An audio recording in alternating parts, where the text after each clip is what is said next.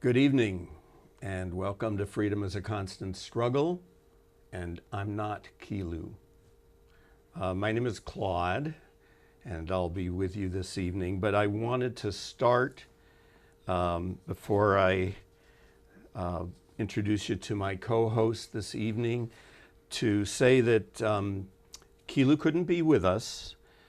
She's seriously short of caregiving assistance. And like most senior disabled San Franciscans, Kiilu relies on in-home support services to live independently. And if you know Kiilu and if you watch regularly, you know that independently is an important thing. So this service is bureaucratic and it's irrational and it's inhumane and it's not always available.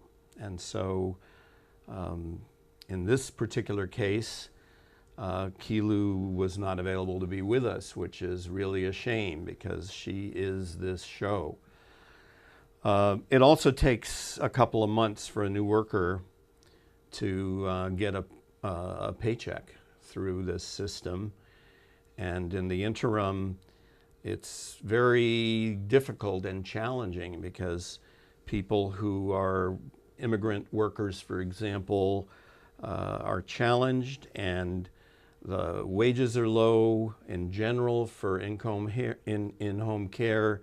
So all these reasons and the budgetary issues of survival for someone like herself ends up being in a situation where she couldn't make it tonight. Kiilu is hoping to be here next week, June 18th, with Leroy Moore. And if everything goes well, she'll rejoin us then. In the meantime, we're going to have a conversation. Myself, again, I'm Claude, and Emiliano Echeverria. And we're going to talk about a couple of topics. And the first thing we're going to talk about is a long-standing problem that's been happening in this country for a long time, and that's political prisoners. And there's been many over the years, and we had recently a political prisoner released. But the issue remains, and our country has many of them. And we're going to talk a little bit about the issue of political prisoners. Claude, could you let us know a little bit about what's been happening with political prisoners these days in the United States? Thanks, Emiliano.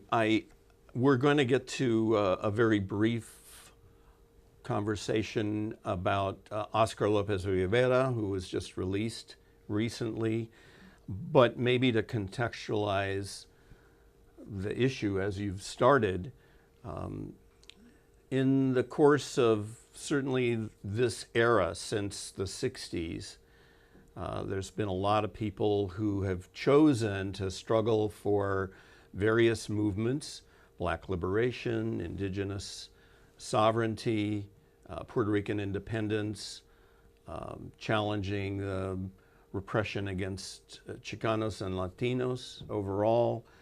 And in the course of those struggles, people engage in activities and end up being targeted by the government.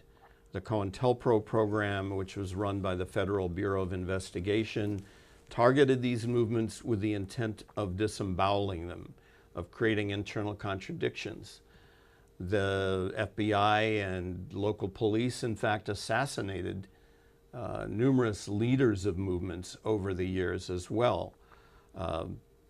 Some of the assassinations are more well known.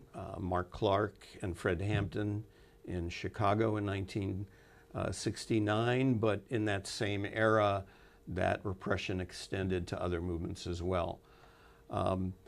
People who survived that level of police targeting ended up being locked up in many cases. And today we have political prisoners who were members of the Black Panther Party or members of the American Indian Movement, various other struggles, who remain in prison. And as long as there's a level of resistance to the predominant power and control of the US government, other people will continue to be locked up in the course of either actions that they take or in the course of being targeted unfairly and charged with things that they in fact haven't been involved in. So you get people like Leonard Peltier or Mumia Abu-Jamal. Leonard as a long-standing indigenous struggler.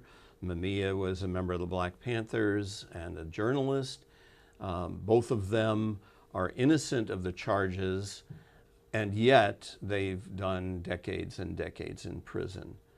And this is also inclusive of North American anti-imperialists who have fought, in many cases side by side with other struggles. In some cases that are parts of organizations that have taken actions that challenge things like apartheid and the apartheid support that the US government was responsible for.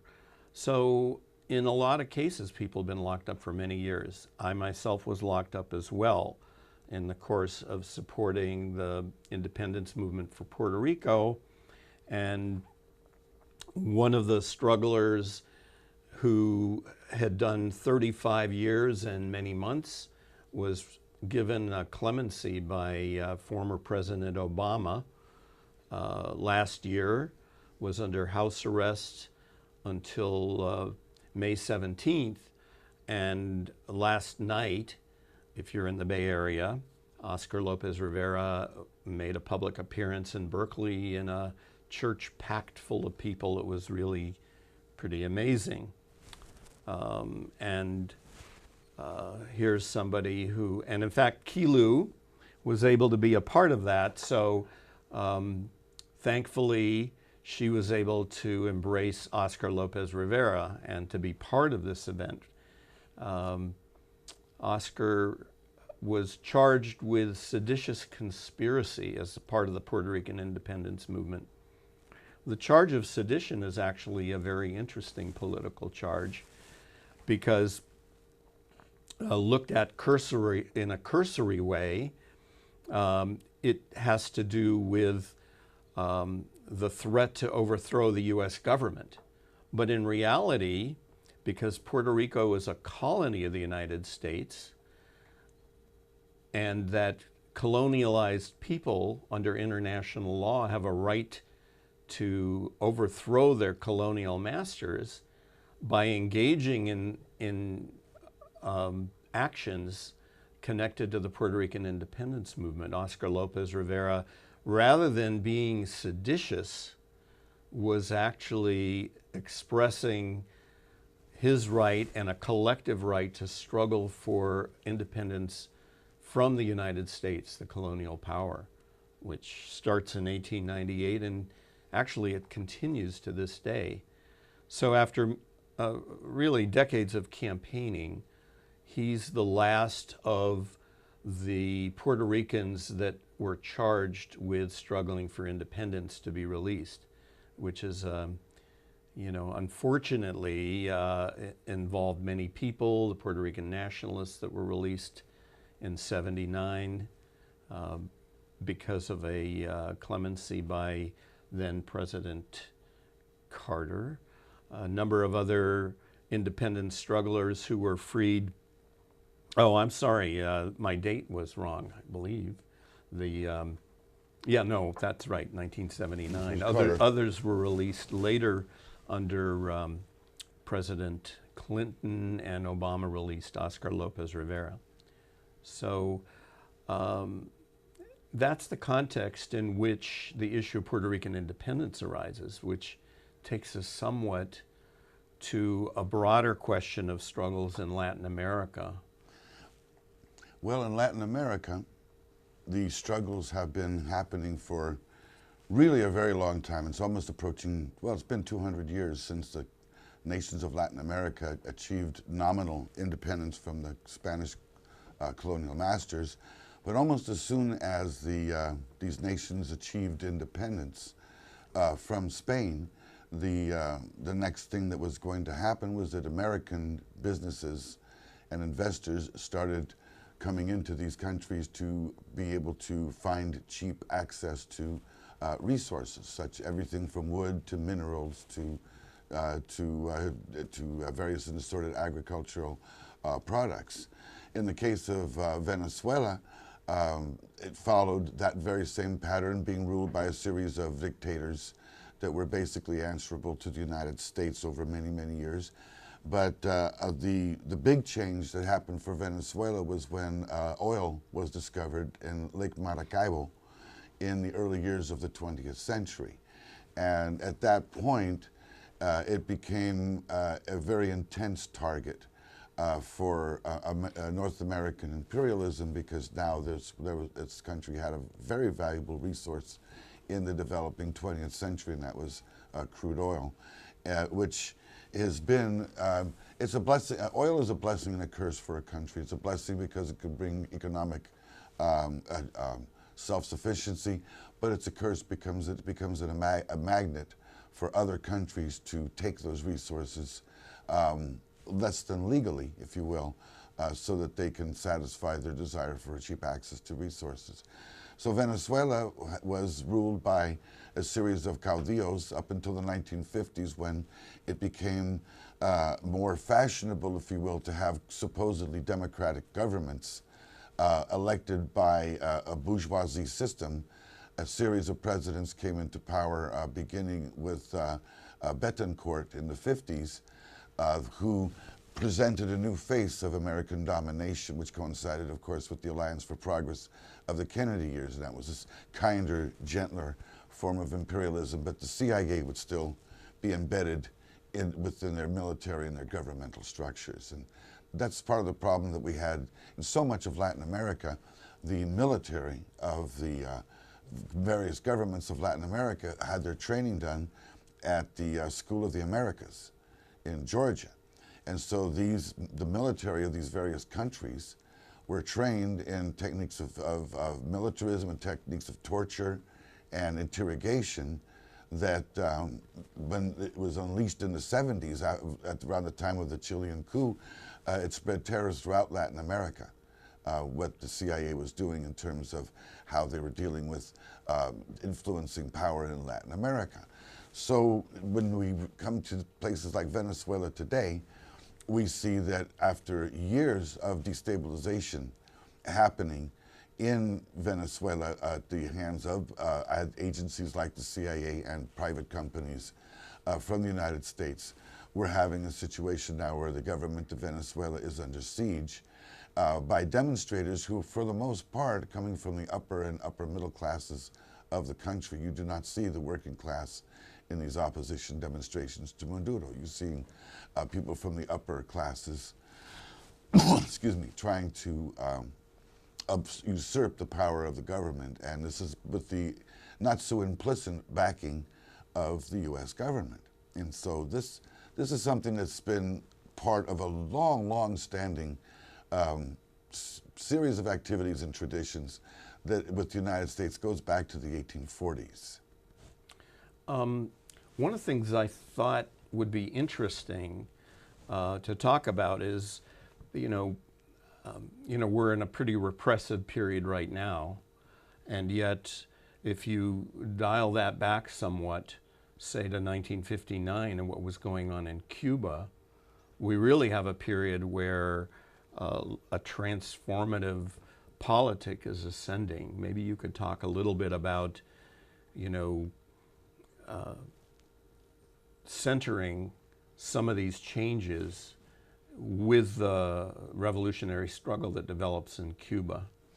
The revolution in Cuba starts out as it's a homegrown revolution. It's not a revolution that's influenced by the Russians or the Chinese or the Mexico or anywhere else. It starts out as it starts out as a nationalistic movement. It's not a Marxist movement. It's not a communist movement. It's basically a movement of the intelligentsia, of the working class, of the college students, and them realizing that there had been a coup that had happened in Cuba in 1952, in which the elected government was overthrown by Fulgencio Batista. Now, Cuba was one of these places where you would least likely expect a socialist revolution to happen there.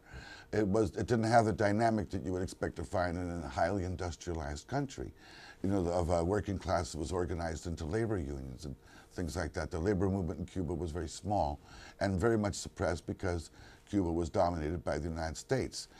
A perfect storm was created after Fidel Castro returns to Cuba after the attack on the Moncada barracks. Fidel Castro figured out the power of media.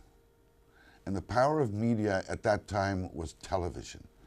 People like Edward R. Murrow and like that were dominating the airwaves and presenting what was happening in Cuba and in other aspects too. But in Cuba, because it wasn't an upfront socialist revolution, it garnered the attention of the American media. And because it garners the attention of the American media, it becomes a cause célèbre. Meanwhile, in Cuba, the college students there that are in the middle of all of this, some of them are getting caught, they're getting arrested, they're being imprisoned, many are tortured horribly, many are murdered, and this creates a wave of moral revulsion throughout the world, because some photos of these torture victims of Batistas get out, and what would have been the internet today was the newspapers and the television of that time. These photos get out of this brutal tortures and murders that Batista does. So the world responds, and many Americans come to support the Cuban Revolution, you see. So, and then the Cuban people, at the same time that the Americans are supporting the Cuban Revolution, the Cuban people are organizing on many different levels. You have people in the labor movement, people in the college movement, and then there's an armed struggle going on, in the mountains in the far east of the country. And at first these are all disconnected, but they come together under the leadership of Fidel Castro. He's able to bring the various components of that revolution together. And so after a year, about a year and a half, 2 years after the Grandma's arrival, the revolution has triumphed, and Batista's out of the country, having taken $300 million with him. So after the revolution, there is this incredible outpouring of energy. The Cuban people are motivated to create a new way. And so for those who went and visited Cuba back in the 1960s, everybody who visited there came back would say, there's this incredible energy going on down there. People see hope, they see change, they see that they can put in their hands, through revolutionary means, the ability to change their destiny and the trajectory of their country. And so Cuba's trajectory, what was its trajectory in 1959? It was a neo-colony. It's under the domination of another country. Its industries are owned and dominated by foreigners. Now Cuba is becoming a leader in environmentalism, and it has shown so many of us the ways of self-sufficiency. And this can only be done in a revolutionary society where people collectively have the determination to work together to build a better society. And you see it all in Cuba, even to this day. You see it that people work together a lot to make the sum greater than the whole better than the sum of the parts. To me, I feel like one of the significant things about that era, the era of national liberation, which Cuba is a significant part of, coincides with a huge war in Southeast Asia, right? Waged by the United States. The U.S. essentially replaces a succession of colonial powers in Vietnam in particular. In 1954, there's a Geneva Treaty that really calls for an electoral process. And because of the popularity of non-U.S. controlled forces, the U.S. really plays a major role in scuttling the electoral process and ends up supplanting French colonialism in Vietnam. Although that doesn't suppress the resistance in Vietnam itself. So you have these struggles in Southeast Asia that are really developing in the same, or coexist in the same period that struggles start to emanate in Cuba and Latin America. that create a sense of hope and possibility that a world controlled by capitalism and the empires such as the United States can be defeated.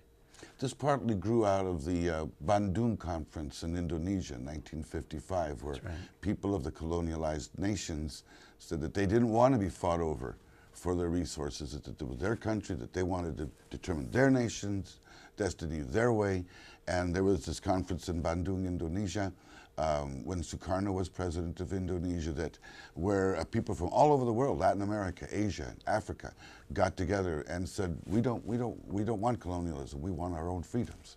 So, and there were struggles going on in Africa, in the Congo with Lumumba, and in Ghana with Nkrumah, and there were so many lights opening up at that time, like as you say in Southeast Asia, all across in the Middle East. You had Nasser in Egypt trying to secularize the Middle East. There was many things going on back then that we could take inspiration from. That it was Che Guevara who once said to create 2, 3, many Vietnams, to raise the level of resistance and struggle. So and in the same region as Egypt, of course, you have the usurping of Palestine that starts in 1947.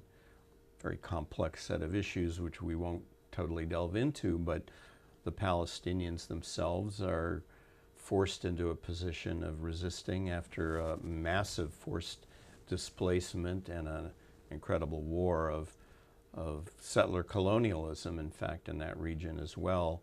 So the world is in this process of trying to figure out how, on one hand, to advance liberatory struggles and to resist these superpowers that want to perpetuate the colonial reality. Latin America, which is an area that you and I actually are fairly familiar with. You laid out some important stuff about Venezuela, and mentioned briefly the coup in Chile, which happens in 1973. This is well after the transition of power in Cuba, and Cuba by 1973 is playing a really significant role for the Americas in the sense that it's developing itself independent of colonial dictatorship for the first time. It's trying to advance a much more egalitarian society and a level of socialism, which has to do with people benefiting from the resources of their own nation. And the influence of Cuba in the Americas, of course, in this period is tremendously successful.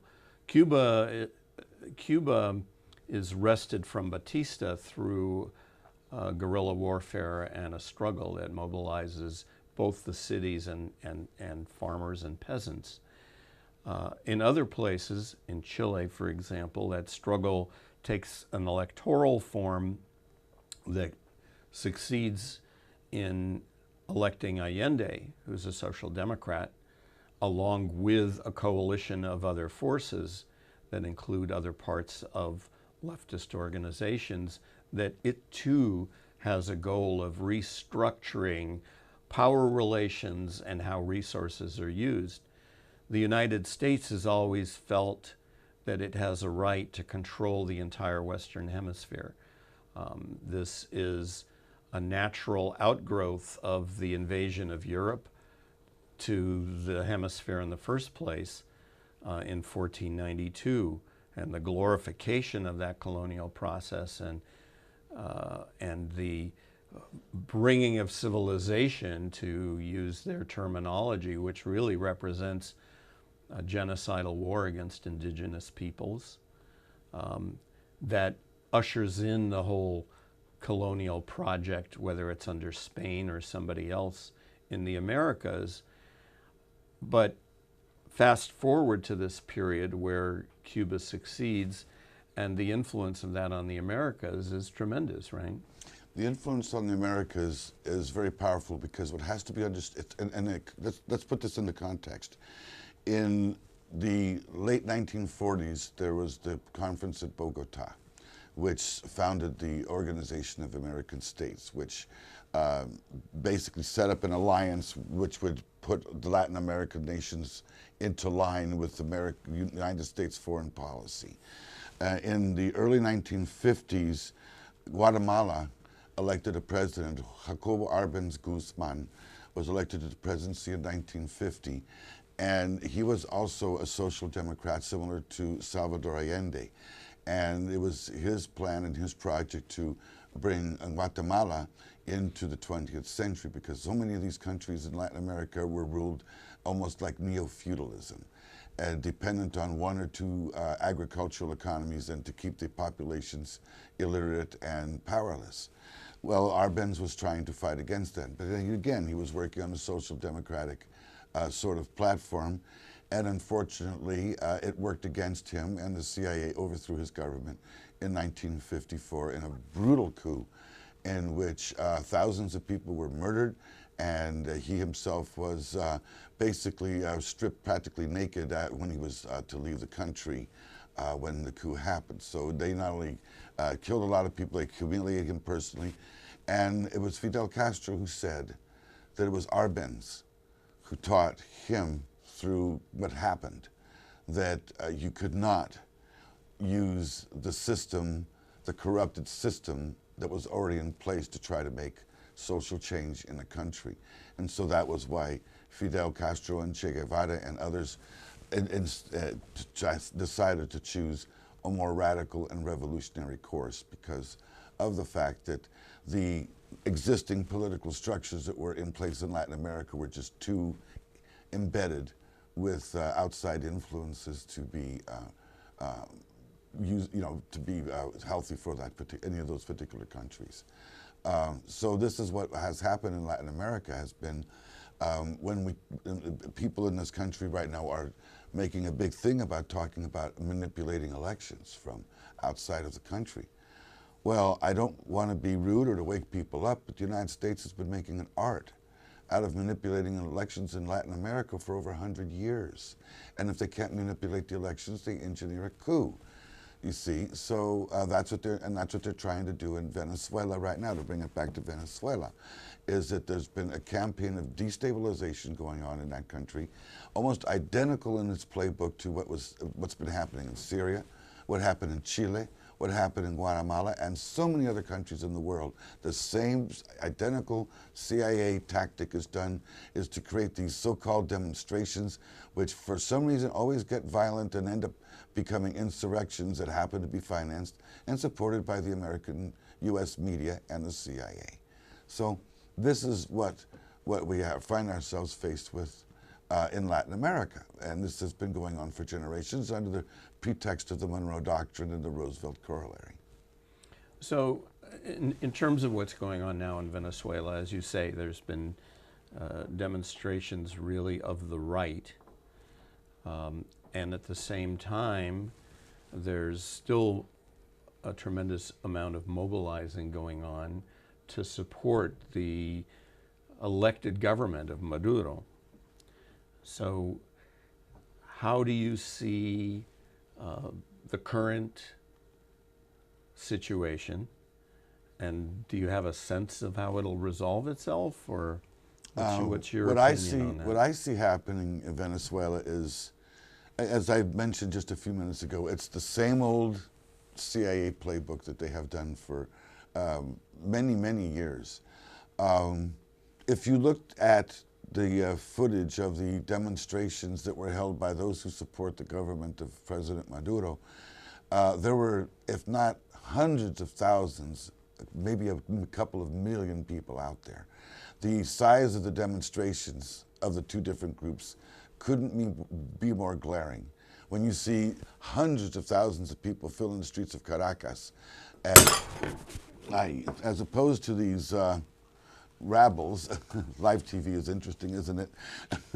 As opposed to these Anyway, where were we? You were referencing the demonstrations. So, well, as opposed to these rabbles that have been subsidized and paid for and funded and organized by outside interests, and that includes private corporations, it includes, you know, the CIA and other interests that are connected to the U.S. government. So, I'm sorry, I talk with my hands. I apologize. But that is, in essence, the problem that we have here in Latin America is the incessant need of the United States to interject itself into the politics of Latin America generation after generation.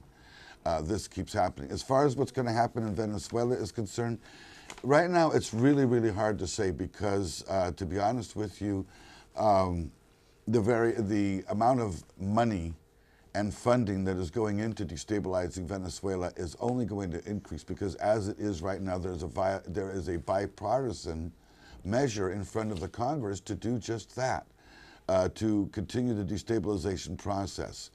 Maduro's government has been significantly weakened by all this destabilization going on, as would be any government have a difficult time holding it together under such pressure, because when destabilization is done by the U.S., it's done on an economic front, it's done on a social front, it's done on a it's a multifaceted approach, and it's like being blitzkrieged. And the worst offenders in so many ways are our media, our U.S. media. They cheerlead every single intervention, involvement in what happens in this country. The mainstream media of this country, in my opinion, have won the Goebbels Award for being able to manipulate public opinion any way they want to. And it's a shame, because what's been happening in Latin America as a result of ratings wars of the American media is nothing short of tragic. And that goes also for the Mideast as well. How many millions of people have died at the hands of this government and at the urging of our media in this country. And because of that media and that manipulation, we can't do anything in this country anymore. Can't have schools, can't have highways, too busy buying wars. But it connects with all over the world, because as I was saying earlier, most of the people in these countries don't want to be fought over or have their resources fought over. They would just as soon be left alone. It's like most of them would tell you, beware of isms. They just want to be left alone. And but going all the way back to even the annexation of California, I was reading through how the U.S. took over properties in California. You know, in some ways, we can very safely call this country the nation of thieves. So you're tuned to Freedom is a Constant Struggle, and it's obvious that Kiilu couldn't make it in today. She'll return next week, June 18th, with Leroy Moore, if at all possible. In the meantime, I'm Claude Marks with Emiliano Echeverria, filling in, which is not that easy to do. Kiilu holds it down, and we're happy to pitch in because we've known Kiilu and supported her for a long time. We were originally going to be guests on her show, and now we're trying to remember how to do self-interviews. Well, one of the things that we can also mention too is that Kiilu is a part of the collective that we've been members of for many years, the Freedom Archives, which was an outgrowth of the original Freedom is a Constant Struggle program that was on KPFA radio for so many years. And we're so appreciative that Kiilu has, over all these years since, kept the name and the tradition and brought it to television of keeping the message of struggle alive here in the Bay Area, because we don't get these kind of programs on Pacifica Radio anymore, so we have to get them where we can, and we really appreciate that Kiilu has kept us going all these years. So one of Kiilu's passions, and the context in which I met her was doing support for political prisoners. Maybe we can return to that for a minute. Um, the fact that there's political prisoners in the United States is something that is consistently denied by governments. There's no admission. The issue and the language of discussing political prisoners is one that is understood by strugglers in communities in various movements, but never copped to by the government.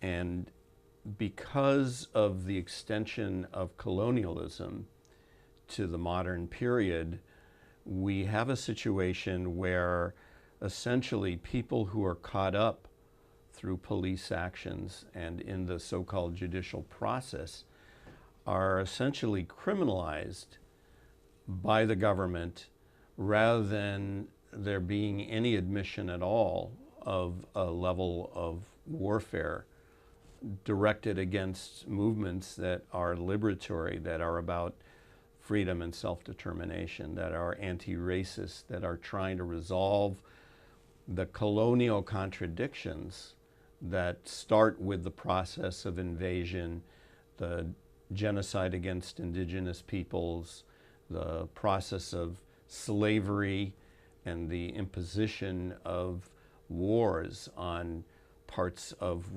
for example, here we are in California. Not only are we on Ohlone land, but this used to be northern part of Mexico under Spanish colonialism. So we're really dealing with two levels of colonialism here in the Bay Area. And this is true of largely the entire Southwest. And then you add the pressures that force populations to migrate and move around because of economic pressure and job availability. So we also have very diverse communities. Here in San Francisco, at one point, the black population was about 16%, and now we're talking between 3 and 4%, for example. How do those things come about, and what are the forms of resistance that take place? And as a result of that, who are the people who are captured and held onto in the cages of this country? The cages of the United States contain a tremendous number of people. We're talking about 2.3 to 2.4 million people in the United States who are locked up in cages. Some of them are there because of a conscious level of resistance.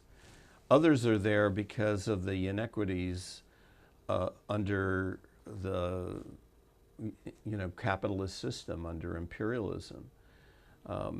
Populations are targeted because, in fact, people of color are devalued. And the resistance of those that are conscious and the attempts to survive in the parallel worlds and economies of communities invariably come into conflict with a militarized police. And it's the militarized police that are the front wave of repressing this level of incipient resistance and attempts to right the types of relationships that under the U.S. are inequitable, to say the least. So we've got these massive parts, population in prison, which in the period of the 60s, the prison population was somewhat over 200,000 in this country. And because of the robust nature of the movements against the United States and to try to challenge the nature of capitalism, whether it be the Black Panther Party or the Black Liberation Struggle in its totality, whether it be the attempts to restore sovereignty to indigenous struggles, whether it be the Puerto Rican movement rising up and demanding an end to colonialism, this type of social unrest was actually reaching and succeeded in mobilizing tremendous populations. The answer to this, the antidote to this by those in power, was no different than the coups that took place throughout the world. Was really a level of institutional violence that utilizes the police to enforce the subjugation of populations. And so when organizations like the Black Panther Party, of which Kiilu was a major participant in, the Black Panthers resisted unrestrained police violence in the communities. They also created social programs that filled the needs that were not being met by the U.S. government or the state of California or the city of San Francisco or Oakland. And these confrontations ended up in a level of, by the government, of unleashing a level of violence and amping up this whole repressive apparatus. And we mentioned it earlier. People got killed, but people also were arrested with the idea of taking the head off of the organizations, eliminating the leadership of organizations that were at the forefront of these struggles for justice and equality, and really challenging this colonial entity. And so that process, among other things, leads to this level of resistance within the cages. I just wanted to fast forward a little bit from the 60s for just a second. I was just going to mention there's been hunger strikes going on lately in the prisons. That's right. Well, as of this date, there's a hunger strike in Folsom Prison. But in 2011 and 2013, the hunger strikes succeeded in raising human rights demands in the state of California, to the point where in 2013, 30,000 people took action simultaneously in the state of California. The demands were fundamental. They were about human rights. They were about prolonged isolation. People who had been held in isolation in cells locked down for decades. And the people who were put in those cells were put in those cells not for overt acts, but because of their potential to organize and mobilize resistance within the prisons. The terminology of the California prison system has to do with calling everybody a member of a gang. Now, there are organizations in the prisons, but a lot of them have to do with survival. They are the same organizations in some cases that exist in the streets, and people who are gang validated in the community through policing are then gang validated after they're arrested. And those are the people who are the most conscious within those movements, are put into the isolation, are put into the control unit prison, for example, in Pelican Bay. The leadership of the struggle in 2011 emerges from Pelican Bay, and the demands are clear. They're about the right and the dignity of human life and what that means. It succeeds because in 2012, there is an agreement to end hostilities that's signed by members of various groups and sets within the California prisons that's predicated on trying to resolve the internal contradictions within the prison among those groups, calling for cross-racial unity in order to successfully advance the struggle around the broader human rights issues. And the success of that agreement has to do with the ability of prisoners to mobilize despite a history of internal contradictions within the prisons. That is why you have close to a quarter of the population of California prisons taking action simultaneously behind these demands. That is a political act. You know, whether somebody is convicted of a political act or not is irrelevant at a point when consciousness is developing. There's also a long legacy of people becoming politicized by the fact that they have a relationship to the very struggles that are being waged outside the prisons. So prisoners themselves end up embracing the politics of resistance in a more conscious way because of that relationship between inside and outside. And that has a lot to do with both advancing consciousness inside. I'm using that word a lot because I think it's very significant. And I think it's very threatening to this onerous way in which the prisons are managed. They're managed in order to destroy a level of resistance. They're managed to identify the people who are the most likely to participate in group activities like hunger strikes in California, to isolate them and put them somewhere where they're not going to be able to teach and expand the level of consciousness among prisoners.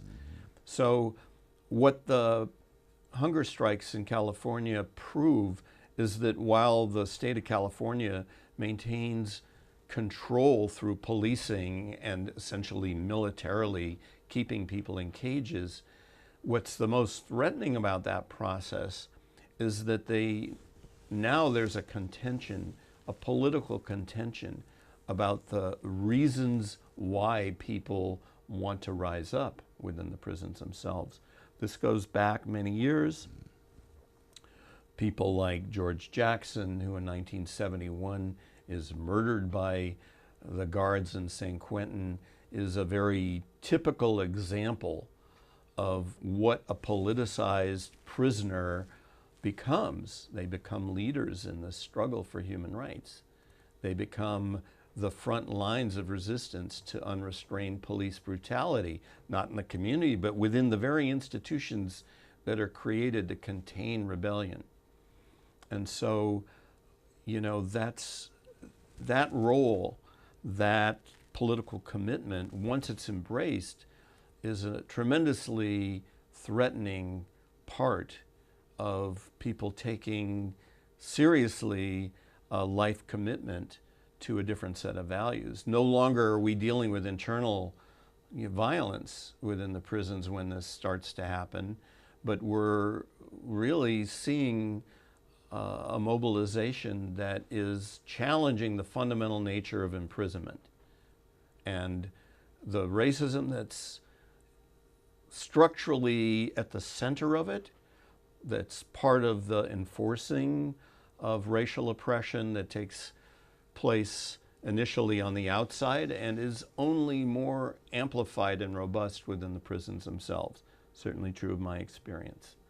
And when that starts to happen, it raises the bar. It really creates the basis for people to think that they have agency and that the so-called democratic principles that are being fed us through the corporate media and government, if you were to really take that seriously and to say that the government has a responsibility to not violate fundamental human rights, and you're willing to fight for that, and you are locked up in a cage, you've got very little to lose and a lot to gain by waging that struggle. And so the prisons oftentimes are to be seen as the leading edge of resistance.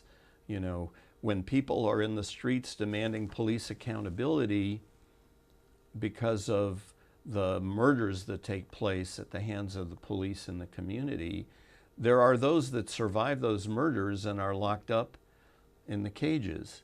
And so the relationship to the movements that are addressing unrestrained police violence in one place need to be seen as the kind of institutionalized daily repressive apparatus that prisons represent in this country. Yes, indeed, and that's one of the things that you were mentioning that I think that people in the prison establishments are very afraid of, and as seeing convicts unite against their oppressors, and to be able to organize and to be able to find a better way, because the prison establishment works almost ceaselessly for years and years to make sure that those divisions are not only exist, but that they are deepened as much as possible. So when the prison population is able to get past that barrier and to work together and unify, there's very little that'll stop that kind of resistance and organization. Right. So we are getting to the point of having to wrap pretty soon. We've been rapping the whole time. What are you talking about? That's true. And we are not Kiilu and Yasha. However,